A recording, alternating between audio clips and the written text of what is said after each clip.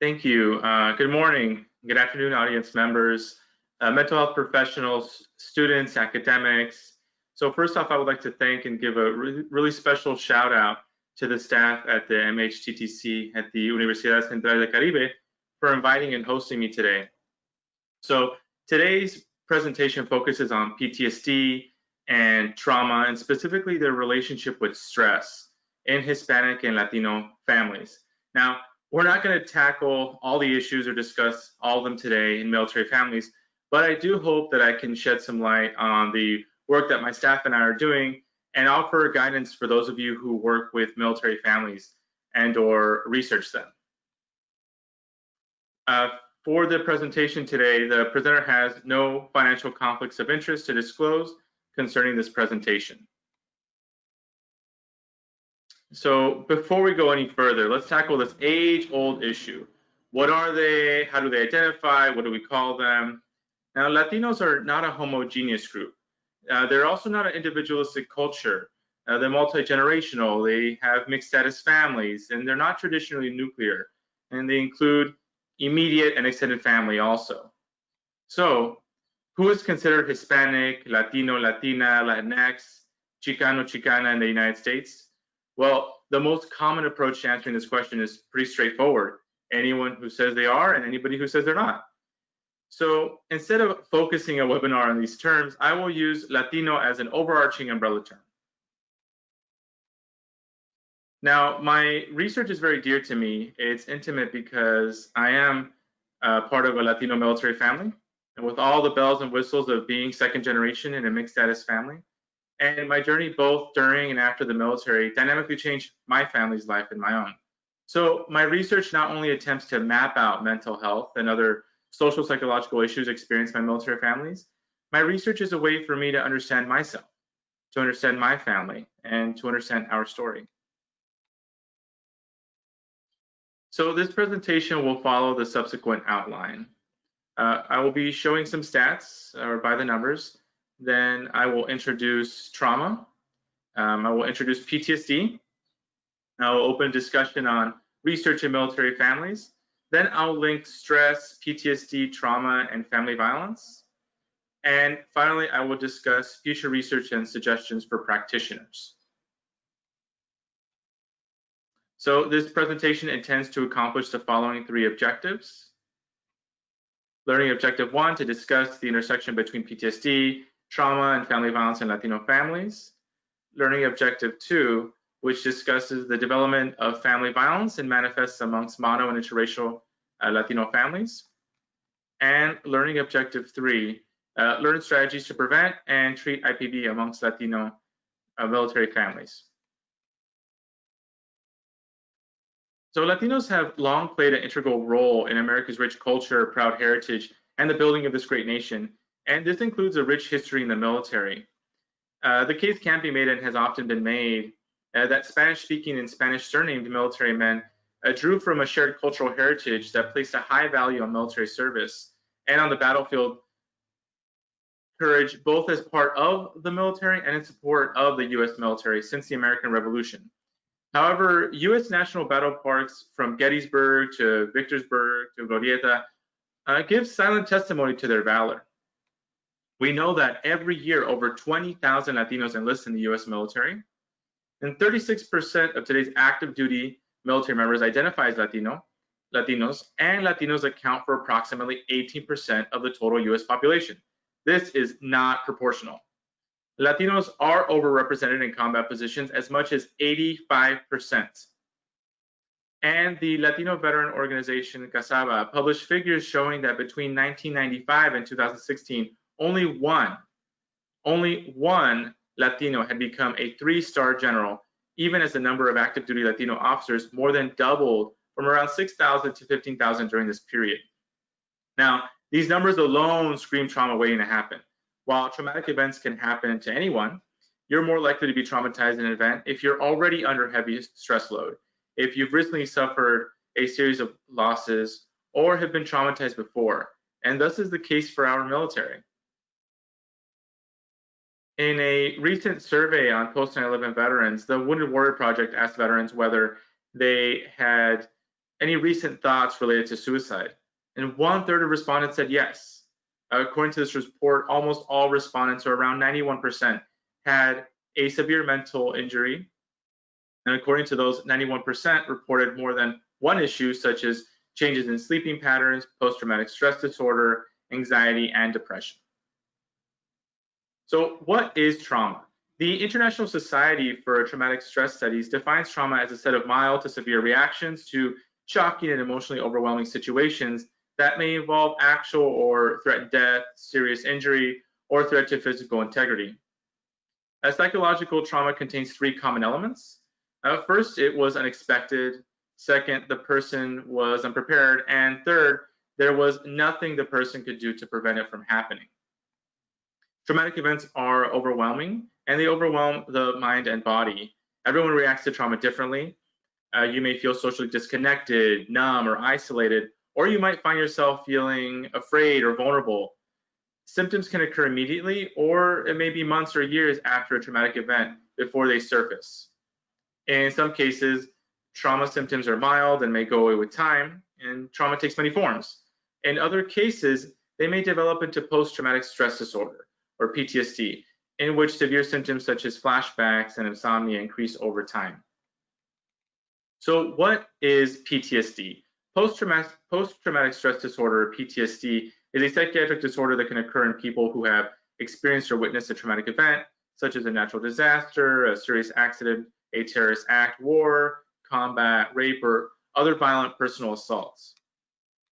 People with PTSD have intense distributing thoughts, feelings related to their experience that last long after the traumatic event has actually ended.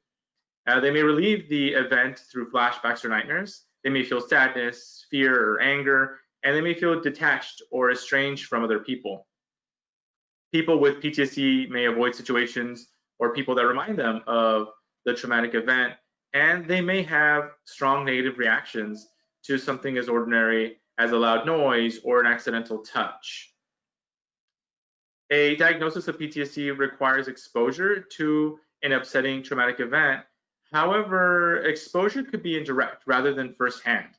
And so we see this especially manifesting in military families, where spouses and children exhibit PTSD symptoms related to their military parent or spouse as they learn about or otherwise are exposed to trauma their partner or parent faced.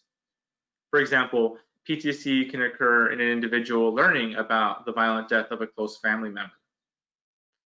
It can also occur as a result of repeated exposure to horrible details of trauma. So symptoms of PTSD fall into four primary categories. Specific symptoms can vary in severity. First, intrusive thoughts, such as repeated involuntary memory, distressing dreams, or flashbacks of the traumatic event. And flashbacks may be so vivid that people feel that they are reliving the traumatic experience or seeing it before their eyes. Second, avoiding reminders of the traumatic event may include avoiding people, avoiding places, activities, objects, and situations that bring on distressing memories. People may try to avoid remembering or thinking about the traumatic event. And this may resist, or they may also resist in talking about what happened or how they feel about it. Third, negative thoughts and feelings may include ongoing and disoriented beliefs about oneself or others. For example, I am bad, or no one can be trusted. Ongoing fear, horror, anger, guilt, or shame, much less being interested in activities that were previously enjoyed, or feeling detached or estranged from others. Arousal and reactive symptoms may include being irritable and having angry outbursts, behaving recklessly or in a self-destructive way, being easily startled, or having problems concentrating or sleeping. Now, many people who are exposed to a traumatic event experience symptoms like those described above in the days following the event. For a person to be diagnosed with PTSD, however, symptoms last for more than a month and often persist for months and sometimes even years. Many individuals develop symptoms within 3 months of the trauma, but symptoms may appear later. For people with PTSD, the symptoms cause significant distress or problems functioning. So PTSD in the family. The studies show that 20% of military members who served in Iraq and Afghanistan have PTSD or have been diagnosed with PTSD. PTSD and mental health issues don't just affect the service member. It could affect all members of the military family. Now, what constitutes a family is a prime area of debate in family research. So, what is a family? Sociologists tend to define a family more in terms of the manner in which members relate to one another than on a strict configuration of status roles. Referencing different ontological assumptions and thus different epistemological methodological lenses, Gilding outlines three main ways in which families can be defined. First, families can be defined in reference to objective characteristics, for example, biology or marital status. And such definitions dominate our legal and political understanding of the family and are embedded in much family research. Second, the family can be thought of as fulfilling social roles and functions. And finally, third, Gilding suggests that families can also be defined by the personal meanings people assign to them. So we're talking about Hispanics and Latinos. So what about la familia? The family is already a complex and important social structure in any population, but it's especially complex and increasingly important in the Latino population. As it's true in all cultures, there is no single Latino family type. For most Latinos, families are made up and broken amidst transformations in culture, economic footing, civic status, and identity. But the centrality of family is often cited as a key element of Latino identity. Some key elements of Latino families include, but are not limited to, familismo. Now, Latinos tend to be highly group-oriented. They have a strong emphasis is placed on family as a major source of one's identity and protection against the hardships of life. This sense of family belonging is intense and limited to family and close friends. The family model is an extended one, including grandparents, aunts, cousins, and even people who are not biologically related, but may be considered a part of the immediate family. The term Latinos use to describe this loyalty and extended family is familismo. And so failure for clinicians to recognize familismo can potentially lead to conflicts, non-compliance, dissatisfaction with care, and or poor continuity of care. So familismo is significantly important because it can delay important medical decisions because extended family consultations can be time-consuming. Next is respeto. Latinos tend to expect status differences between members of a society, which is very different from the US American culture. Latinos place a high value on demonstrating respeto in interactions with others, which literally translates into respect. Respeto or respect means that each person is expected to defer to those who are in a position of authority because of age, gender, social position, title, economic status, etc.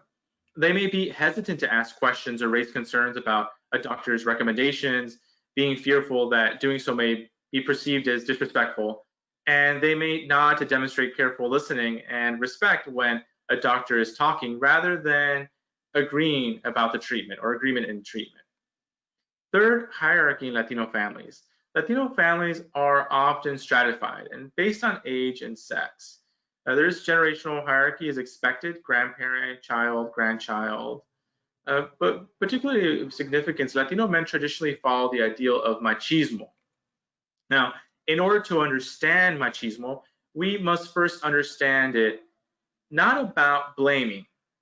It is about understanding and reorganizing the influences of people's oppression during the colonization and a full consideration of sexism, heterosexism, racism, ethnocentrism, classism. All forms of oppressions are central in their attempt to domesticate the other. Now, within the Latino community, there exist infrastructures of oppression along gender, race, and class lines. Now, women also follow the ideal of Merianismo, which often refers to the high-value Latino or Latinas place on being dedicated, loving, and supportive wives and mothers. And this means being Mary-like or a Virgin Mary, as in being kind, nourishing, dependent, predictable, quiet, docile, vulnerable at times, yet enduring of pain, virginal and without aspiration, also self-sacrificing mother and wife. The fourth concept I want to point attention to is fatalismo. Latinos often have a strong belief that uncertainty is inherent in life and each day is taken as it comes. The term fatalismo is often used by Latinos to express their belief that the individual can do little or alter their fate. And this mindset manifests in health beliefs and behaviors in significant ways. As a result of fatalismo, Latino patients may be less likely to seek preventative screenings and may delay visiting a mental health professional until symptoms become severe. Latinos are more accepting of certain levels of chaos and don't expect orderly processes. And finally, simpatía and personalismo. So Latinos tend to be more focused on relationships. The word simpatía means kindness and refers to an emphasis on politeness and pleasantness, even in the face of stress. Latinos expect that healthcare providers demonstrate simpatía and personalismo, which translates into some sense of formal friendliness. There is no single prototype for Latino families, but Latino families are varied as families in any other cultural group. So what about research on Latino families? Since around the 1970s, research on family instability has rapidly expanded beyond the scope of low-wage minority families. So in response to this, a large number of literature has been dedicated to exploring the effects of family instability, suggesting harmful effects of divorce, separation, and infidelity on children.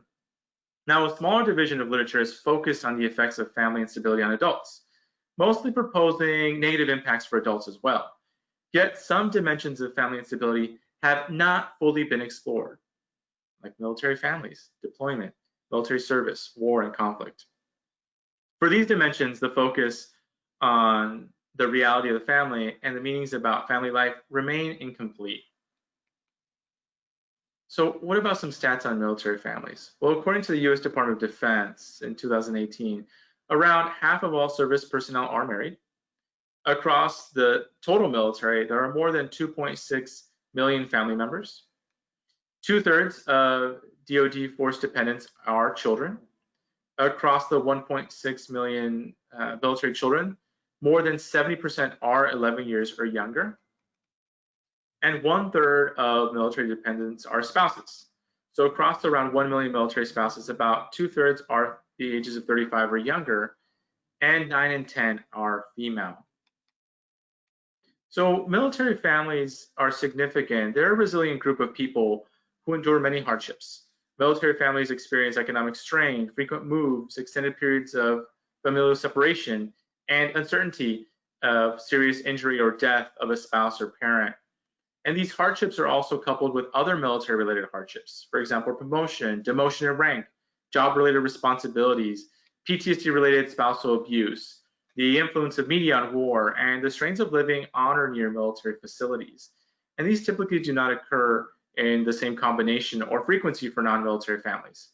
Although there may be positive aspects to being, or there are positive aspects to being part of a military family, for example, some sense of economic stability, the hardships may affect the well-being of military family members, such as by elevating their risk for substance use or mental and physical health problems. So who cares? Why should we study military families? It's important to note that people define the reality of their life and situation in the family as it relates to themselves and the greater social concept or context. And these subjective and interactive social constructs are created, maintained, and socially changed by interactions. Not only have important consequences with respect to rights, including various benefits, pensions, and health insurance, but more importantly, family research sheds light on how we define ourselves and as we navigate through the social world and within the phenomenon of the family. Now, for military families, being related to the military provides a social niche where the phenomenon of the family is also affected by other macro institutions. Thus, studying the military family offers a unique insight into a world compounded by an age-old institution, the military. Military family studies are important, and they help us to understand, work with, and help those who directly and indirectly serve in the armed forces. Unlike broader literature on family instability, research on military family has, until recently, focused primarily on the consequences for men and overlooking its consequences for wives and partners and children. And few scholars would think of the military or think of military service as a family matter in the same way that they think about divorce, separation, and infidelity as family matters. So trauma and PTSD in military families. Military families, most stressful challenges come from combat or death, can undermine family well-being by disrupting normative processes that support family resilience. So for example, physical injury and psychological trauma or traumatic distress are important examples of defining events that can complicate a military family's well-being. They lead to problems within the family, affect the functioning of marital and parenting relationships, and in turn undermine the individual and collective well-being of adults and children. Now, unfortunately, most discussions of military family stress tend to be deficit-focused, highlighting pathology within families, an approach that essentially only serves to further marginalize and increase their vulnerability. Traumatic stress can affect micro, meso, and macro levels of the ecological system affecting military families. Most importantly, an understanding of the effects of stress on family well-being requires much more than a summation of the effects of stress on individuals within the family. According to the Department of Defense Manpower Data Center, the number of actively deployed troops in combat zones has risen 31%, or around 8,000 troop increase since President Trump took office. The Pentagon reports put the total of U.S. troop presence abroad around 260,000. And so this increasing trend is an extension that has been rising for the past 3 decades as military service members have been deployed in unprecedented consistencies, serving in longer deployments and over 74 armed conflicts. A military deployment places service members at high risk for trauma, PTSD, and intimate partner violence, or IPV perpetration, as well as place substantial strain on service members and their families. Now, upon return from combat in Iraq and Afghanistan, around 19% of service members report symptoms consistent with the presence of psychiatric disorder, including PTSD, depression, anxiety disorder, and substance use. The increase of military-related calls to the National Violence Hotline increased from 457 in 2006 to over 1,100 in 2010. And this potentially signifies that IPV is getting worse amongst military families. Well, what about military life in general? Does trauma and PTSD lead to IPV? So when we think about military stress, trauma, PTSD, and family violence, we have to think of occupation. Occupational related stress manifests differently between civilian and military occupations. And so this difference is increased by military stressors, for example, deployments, the ambiguity of family relations in combat. And stress can be consistently associated with negative effects on relationships between service members and their spouses and children. For example, poor marital satisfaction, impaired family functioning, and greater family distress and violence. From indoctrination, military recruits are socialized in new social norms. For example, new values and norms of masculinity, military vocabulary, and a new set of values. This intense physical and psychological stressors stimulate military recruits, which push them to operate in new sets of norms, both emotionally and physically. Now, the social and psychological conditioning into military life includes hypervigilance to perceive threats and emotional distancing from others. There are other military factors, for example, exposure to combat, number of deployments, and PTSD, which may also influence the use of various substances and IPV connections. Now, under these conditions, service members and veterans respond to perceived threats, stress, trauma with hostility by using military-related reactions like violence. Veterans are more likely to employ an overly hostile interpretation of events and will override their ability to engage in self-monitoring to lower the risk for aggressive reactions. The presence of combat-related trauma and PTSD place a service member at a substantially higher risk of experiencing relationship conflict and perpetrating physical and mental IPV. Having higher trauma and PTSD severity is a common antecedent to more severe IPV perpetration. Furthermore, PTSD symptoms and impulsivity, as seen among combat veterans, can help account for aggressive behaviors in the absence of active substance use. Now, existing research suggests that stress among active duty personnel is associated with an increased risk of IPV perpetration. Both stress and PTSD interfere with focus and concentration, making it challenging for an IPV perpetrator to effectively respond to offender interventions or to be conscious of reality. Hopelessness and helplessness from stress are two conditions of depression. When an IPV perpetrator expresses the belief that there is nothing to lose and feels jealousy, there is a potential increased risk for an IPV-related homicide. Service members and veterans experience changes in how they view the world and being exposed to extreme stress combat and possible war-related atrocities, including difficulties in concerning trusting others, difficulties in developing closeness, and struggles with power and control. But what about culture and context? Contextual moderators like race, ethnicity, mediators, intersecting factors, and this is where the literature ends and where my research and my work begins. Now, first I want to talk about IPV research, or the contributions I've done with my team in terms of IPV research. Now, there is no formal mechanism in existence for identifying IPV amongst military personnel and/or veterans. And as a result, medical and behavioral health professionals may represent the first line of defense in recognizing victims and perpetrators of IPV and in linking these individuals to appropriate services. So my work in this area serves as an initial step in drafting the various gradations in military subgroups and may contribute to tailored interventions for IPV perpetration. Substance use plays a significant moderating role in types of IPV perpetrated for pre-Gulf War Latino service members, where stimulants were more significant substance use that led to any form of family violence.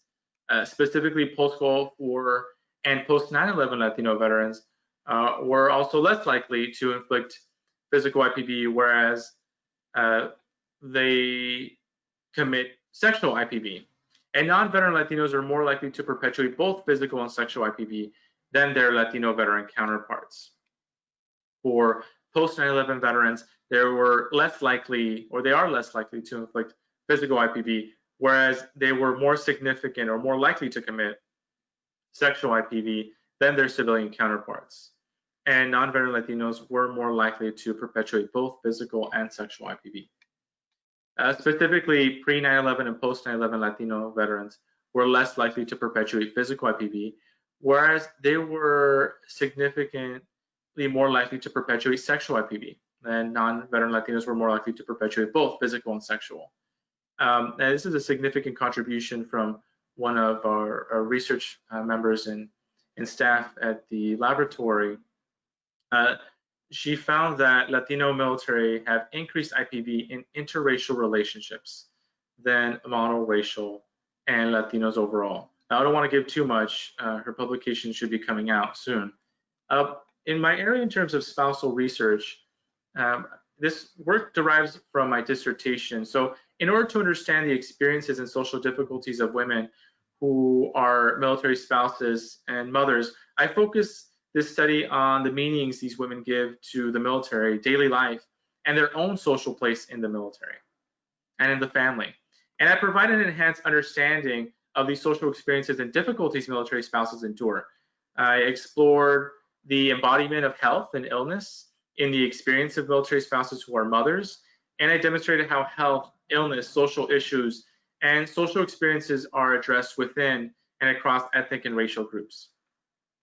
Now, paying close attention to race and ethnic differentials along class lines, also focused on addressing the illness, parenting, and partner absence experiences of military spouses whose husbands are or have been deployed, and how intersections between race, ethnicity, gender, and class might provide insights into these experiences. Now, if you look closely, we were able to parse out Latinas who were married to officers and enlisted, and they have different ways of viewing how they manage stress, how they dealt with the woes of social life, living his rank, also finding support, being an emotional roller coaster, or being on an emotional roller coaster. So different ways of interpreting their social reality. Now, my work in trauma research extends from previous work from my thesis, and I did a comparative analysis between Vietnam and Iraq, Afghanistan, and second-generation Mexican-American vets, where we looked at physical and emotional pain, and we understand them as subjective sensors or sensations always in motion.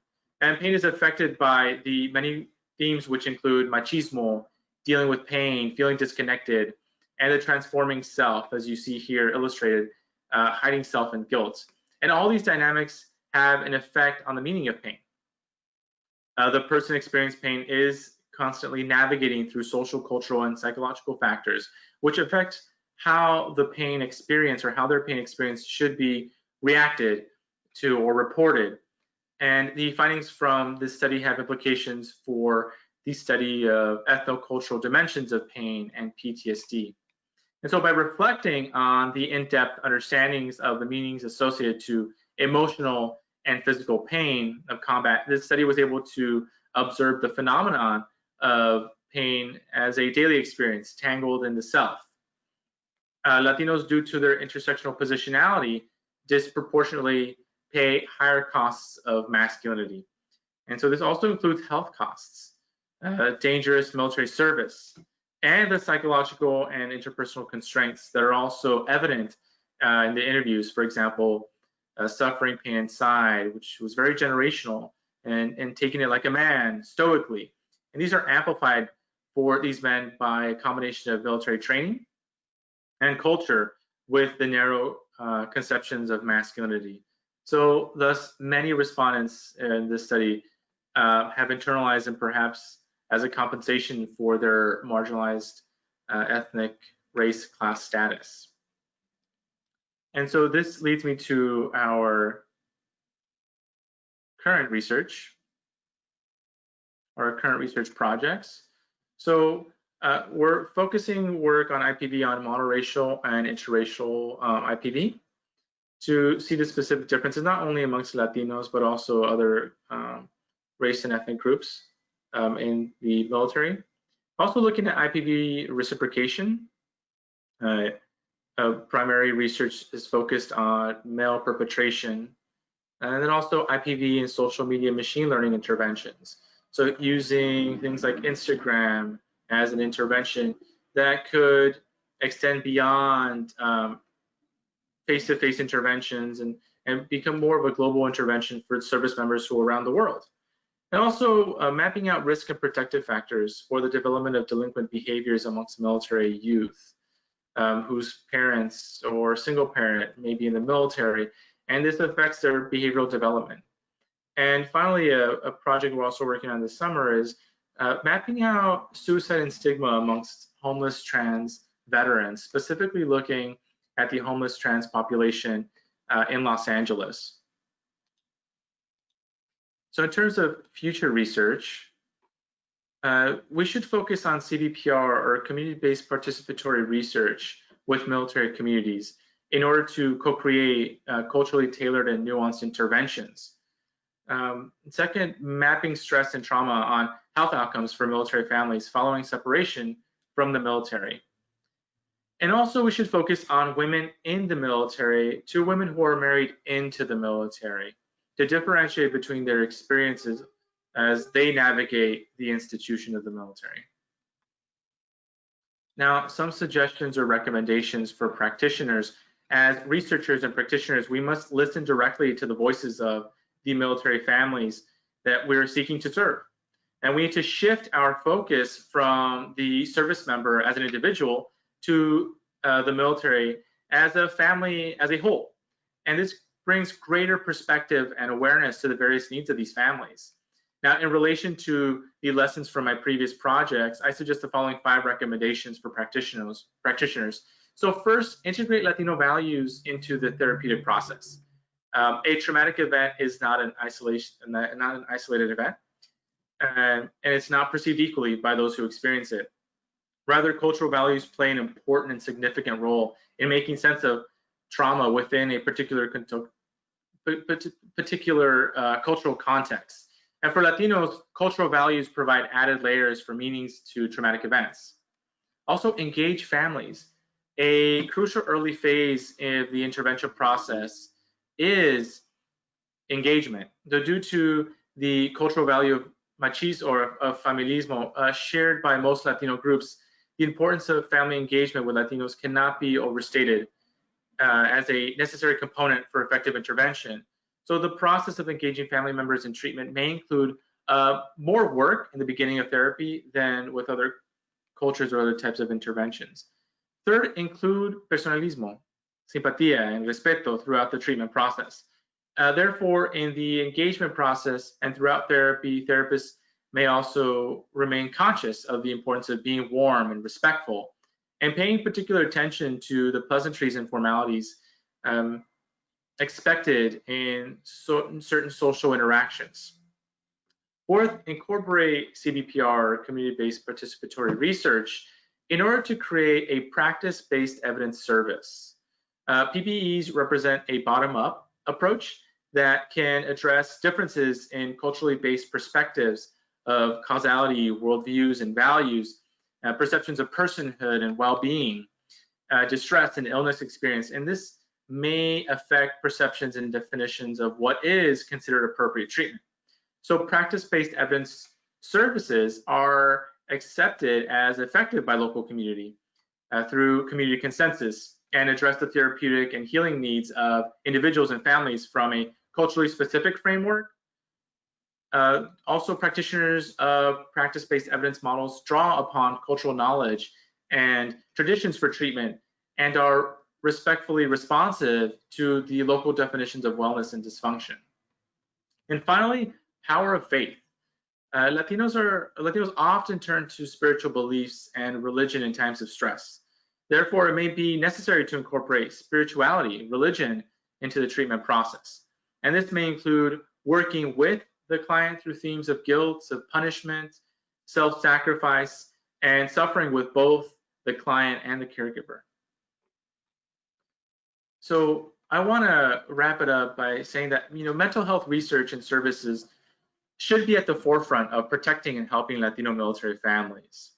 However, the mental health system, as we all know, is plagued with its own sets of problems related to appropriate and effective provisions of services to communities of color. And practices and interventions specific to the needs of Latino military families remain understudied. So research should further explore trauma-focused interventions for military families that are culturally anchored, and services that are currently provided should be conducted with greater cultural humility. This will expand our knowledge of community-defined evidence practices and broaden rehabilitative options for improving the social and emotional functioning of Latino military families. And researchers have not conducted culturally appropriate studies mapping out the trajectories of Latino military families in and out of the military. So I want to give a special thanks to all the members of the Veteran and Military Family Research Laboratory, specifically Denise Espinoza, Tony Williams, and Amber Guerrero. And I invite you all to check us out on our website. Also, if you'd like, follow us on Twitter or follow us on Instagram. We're all over the place. We're always posting the research that we're doing and conferences that we're attending. Yes. So any questions? Yes, we have questions. So the first question is in relation of the research you were talking about, and it says if the research include women service members, not just as spouses. Was it any particular? Was it about IPV or? Oh, they didn't specify. Okay. That's okay. So when it comes to IPV research, I'll go through IPV trauma and. Well, she just said about all of it. Okay. I guess in general. So unfortunately, there's limitations with data. Sometimes we're using even secondary data. So we have low numbers of female perpetrators that are in the military or in relation to the military. So that's why now we're conducting IPV reciprocation to see anywhere between 6 to 9%, depending on the branch, of military spouses are female. So we're trying to map out in respect to female service members, IPV. So hopefully when we do this research on IPV reciprocation, we're able to map out a little bit more. When it comes to trauma, it's only until recently now that females are led into things like School of Infantry, SOI, and other particular combat-related occupations.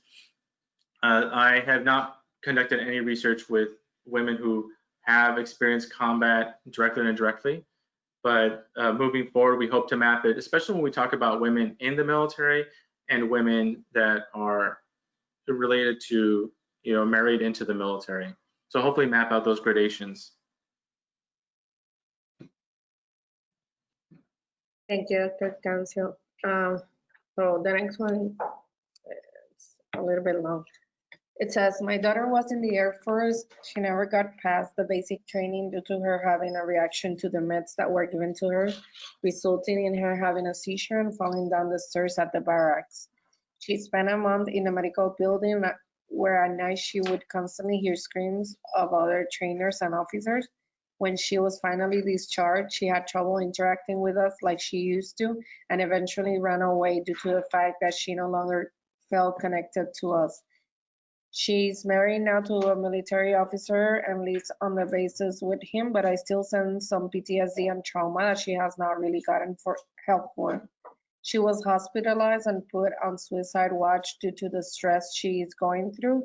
As a mother and a counseling student, what can I do to help her via FaceTime and by phone? Yeah, thank you for that question. PTSD doesn't just manifest on being in combat, right? This training is very traumatic at times. So being in the military, your daughter, anyone who has any service members that can currently seek care, TRICARE is available. When you're in the military, you have these social services, and I would also suggest contacting the chaplain and the ombudsman for the command that your daughter's husband may be part of. So there's a lot of social networks when you're in the military that could provide services and also provide a network for people who have experienced or experiencing similar events. Now, I would suggest doing this sooner rather than later, because after her spouse retires or is no longer in the military, only he will be able to receive services from the VA. So currently there is no services for military families. And so I highly stress that, linking her not only with yourself and the family, but also linking her to the networks around her. Military culture has a lot of ups and downs, but one of the good things about it is organization. So there's a lot of spousal groups and command groups and social groups that help each other cope the difficulties of spouses going on deployment or just understanding the military life in general. So encouraging her to tap into those resources and be part of the community could be an important first step in her seeking help. Thank you. Thank you. Another question says, has research been conducted for PTSD in bicultural families, Latino, Caucasian, and how to merge the cultural values in a healthy, positive manner? So there hasn't been any qualitative research conducted yet, but our lab is conducting it in the context of IPV in monoracial and interracial families. So hopefully we get to put this work out there, not just with Latino families, but also Latino, interracial and monoracial Latino, Black, African American, Caucasian, White, Asian Pacific Islander, and Native American. So that's next steps. So be on the lookout. Awesome. Thank you. So next one says, is there any research on dual military couples and IPV specific to Hispanic families? So unfortunately, currently there's no dual research, or it's very limited, apart from the proportion of Latinos that are married to each other in monoracial relationships, also that are perpetrating IPV. So we haven't focus specifically on Latino families or monoracial Latino families, or even where both partners are in the military. But again, it's because the population is so small. But I hope that in the near future, we first map out what it means to be in a dual relationship, and not just in a Latino family, right, but a monoracial and interracial family for dual military members in a qualitative setting, to be able to begin to map out those themes that then we could search or could expand on in larger data sets. Thank you. Thank you, Doctor. Okay, the next one says the concept of moral injury as the point of focus in mental health recovery for veterans has been growing over the past several years, in addition to the intervention for PTSD. Can you speak about moral injury as it occurs in Latino veterans? I think this particular question is so nuanced and it's a case-by-case basis. But when thinking about moral injury, I think that we haven't conducted this research specifically, but first we have to define what moral injury means to particular Latino populations in respect to the particular context that they're in. There's different gradations and differences, for example, even in the work where we compared Vietnam to Iraq, Afghanistan veterans in the trauma research, very different perceptions about, what am I experiencing, the type of combat that I'm experiencing, my decisions in places and spaces where I was in combat. And so I think this one is going to be a little more difficult, not only for me to answer, but a little more difficult for researchers. But I think we need to begin by first defining what morality is for these populations who are experiencing the military life. Thank you. Thank you. The next one says, why does the VA and veteran services are limited when it comes to cultural training for service providers? I know that thank you for that question. I know some of the attendees here actually work with the VA, and there's so many limitations to our current VA. Unfortunately, a lot of these interventions just don't work. One of the reasons is using Western approaches to what an intervention means, how we look at healing, how we define what PTSD means, what stress means. And there's currently no active funding by the VA that's fixated on addressing cultural and contextual nuances and creating these new interventions. So that's why one of the approaches that our lab was discussing, and we submitted and hope to submit a couple other iterations for DoD funding, specifically fixated on the idea of machine learning and allowing us to use broader sense of resources that could also map out other contextual factors in our in contemporary research to be able to address mental health issues, substance use issues, family violence issues amongst families in the military. Thank you. Thank you. Next one says, is there any research on this topic, but also including the dynamic of living in rural areas with limited support where some of the bases are located? Yeah, so in terms of my knowledge, there's around very few, maybe a handful of articles focused on rural experiences for military service members and resources.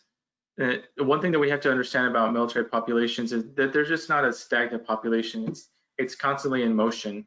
They're serving in command stations, ships, airfields for around 3 to 5 years, even up to 6 years in some instances, and so they're constantly moving. So you could be in an urban setting and all of a sudden a couple of years later be in a rural setting.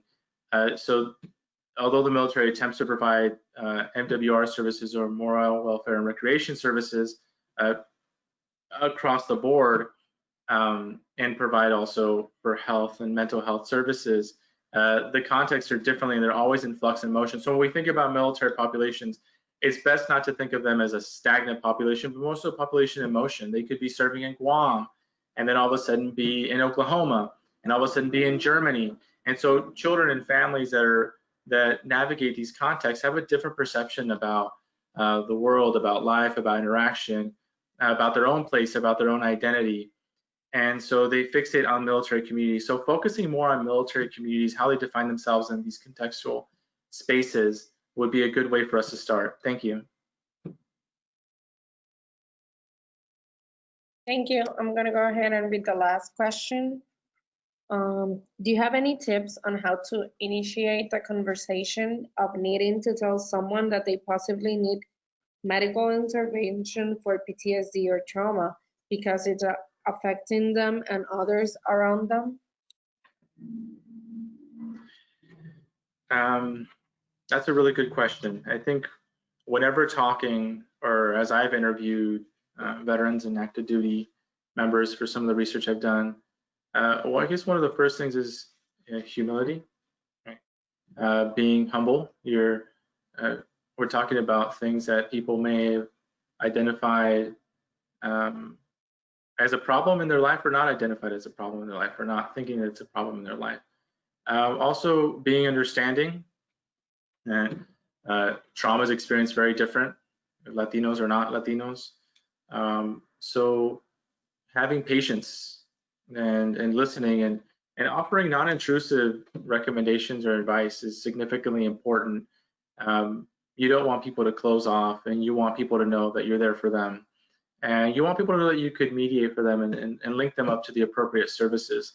And being humble and being respectful and understanding that although we might have a different perception about what should be done or what you should be doing and how you should be going about a process, not everyone thinks that way, even within a population like Latinos, which are not a homogeneous group.